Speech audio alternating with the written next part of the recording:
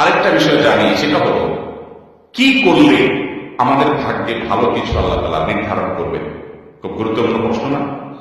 যে আমাদের জীবনে সৌভাগ্যবান আমরা কিভাবে হব, কিভাবে আমরা সৌভাগ্যের অধিকারী হব, ভাগ্য প্রসন্ন হবে কি করলে। আল্লাহ তাআলা তো আগেই দান করে রেখেছেন, আমার এখন কিছু করার আছে কি? এটার জবাব হলো তিনটি আমলের কথা আমরা বলবো, তিনটি কর্মসূচির কথা বলবো, যেগুলোর মাধ্যমে আমরা সৌভাগ্যবান হতে পারি, আমাদের নসিবে ভালো কিছু হতে পারে।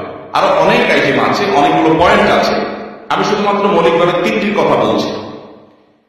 সর্বপ্রথম কাজ হলো আল্লাহর প্রতি ঈমান আনতে হবে, আল্লাহর আনুগত্য করতে হবে, আল্লাহর দাসত্ব এটা আমাদেরকে করতে হবে, আল্লাহর আদেশ নিষেধগুলোকে মেনে চলতে হবে। আমার রব, আমার সৃষ্টিকর্তা, যার কাছে আমাকে ফিরে যেতে হবে। ইন্না লিল্লাহ, নিশ্চয় আমরা সবাই কার? আল্লাহ। ওয়া ইন্না ইলাইহি, এবং আমাদের সবাইকে যেতে হবে আবার কার কাছে?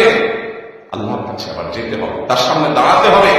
সেজন্য আমার রবের নির্দেশের বাইরে আমি চলবো না, তার নিষেধাজ্ঞাকে আমি লঙ্ঘন করবো না। এর মধ্যে আমার এই জীবনের প্রত্যেকটা ক্ষেত্রে আমার কল্যাণ নিহিত, আবার এর মাধ্যমে আমার অনন্ত অসীমকারের যে যাত্রা, তার কল্যাণ পরিপূর্ণভাবে নিহিত।